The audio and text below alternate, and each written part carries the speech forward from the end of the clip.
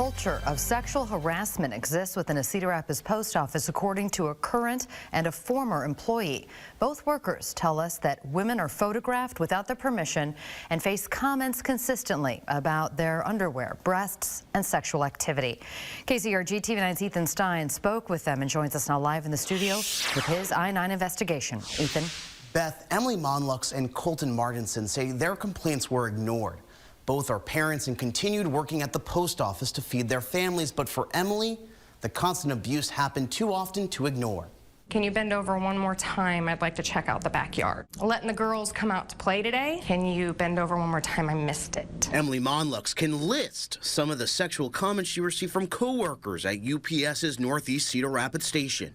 Whenever I cut my hair, it was, who's the new 16-year-old boy that started? I guess that would be a form of body shaming. I never thought about that one. That if I can't put it in pigtails and use it as handlebars, it's not long enough. I should quit my job and go be one of the single moms on OnlyFans that take off their clothes for a living. I became a whore because of the things that were said to me and about me. She remembers watching her coworkers go through similar abuse. Look, it's so-and-so's panties. And he walks up to her and he goes, "It's the panties that you wore last night." I turn it into a mask. And you're watching this going on. Mm-hmm. What are you thinking when you're seeing that? I'm looking at this 22-year-old girl and my heart hurts. Because I'm substantially older than her. And I know what I feel. And I'm looking at her and you can physically see when somebody doesn't know what to do. And this look of, there's people standing around here watching this.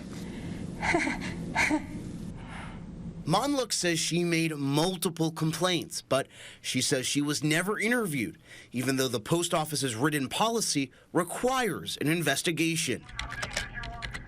We requested the number of complaints, copies of any investigation, and any disciplinary actions taken related to sexual harassment in Cedar Rapids through a public information request. About a month later, we're still waiting for documents. Think of it as like a gentleman's club, honestly. Colton Martinson is a former supervisor at the same office. He says he heard sexual comments related to women's breasts, butt, and underwear multiple times a week, but didn't know how to handle those complaints. How many complaints have you received about, that type of behavior or those comments at the post office?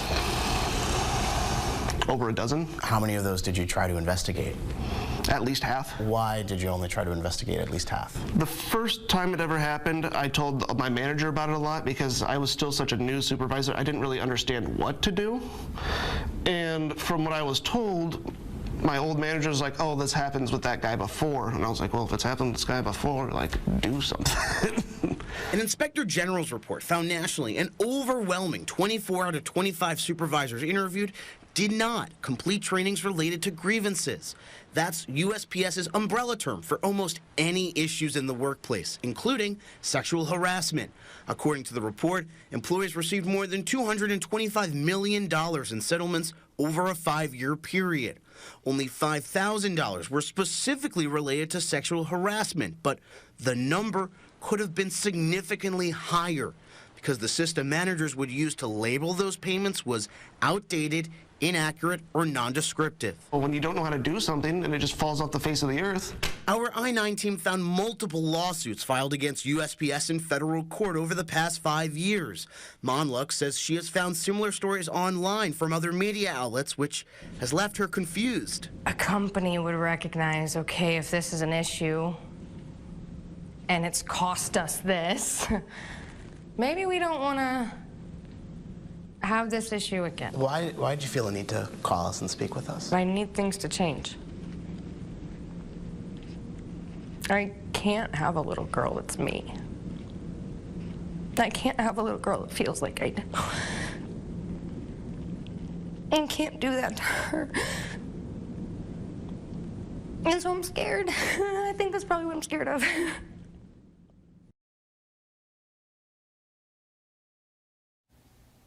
Emily says the post office interviewed her for the first time about her complaints yesterday after we started asking questions. Post Office spokesperson declined our multiple requests for an on-camera interview, citing an ongoing investigation. He did send us a statement saying sexual harassment is taken seriously and investigated thoroughly. We did take our findings to the Post Office's boss, Congress. It's a story we're working on for tomorrow. In studio, Ethan Stein, KCRG TV 9 News. Ethan, thank you. And if you have a story you'd like us to investigate, you can always call the I-9 tip line, 319-399-5928, or you can email us, newsroom@kcrg.com.